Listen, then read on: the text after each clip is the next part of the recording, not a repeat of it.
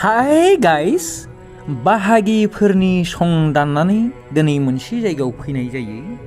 बे जायगायानो जाबाय दानि बाक्सा जिल्लानि सिङाव थानाय दाउधरा जायगानि थेबुरमुर होननाय मोनसे गामियाव।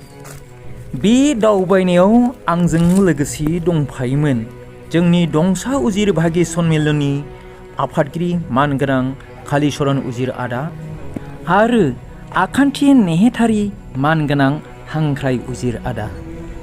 आरो बे दावबायनायाव जोंखौ मदद होफायो बै जायगानि अर्थात दांग्रि गावनि गाहाय फोरोंगिरि बिथां सनेस्वर उजिर आदाया।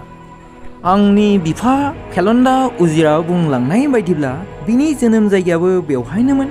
उनाव उन्दै समाव खारलांनानै बियो गहपुर हादानाव हादान सिफायनानै रायजो जाहैदोंमोन आरो जोंनि जोनोमाबो गहपुरावनो जानायसै।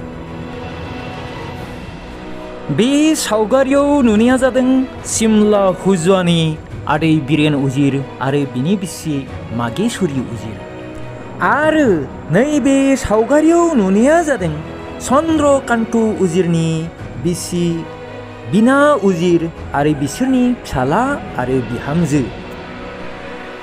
बे बाहागिफोरनि सुखु दुखुनि खौरांफोरखौ लाहैदोंमोन। थिग बेबायदिनो दांग्रि गावनि माखासे बाहागिफोरजोंबो जोङो सुखु दुखुनि रादाबखौ लालायनो खाबुखौ मोननाय जादोंमोन। बिनि उनावनो जोङो भुटान रायजोखौ नायनो थाखाय भुटान रायजो फारसे आगान सुरलांनाय जादोंमोन।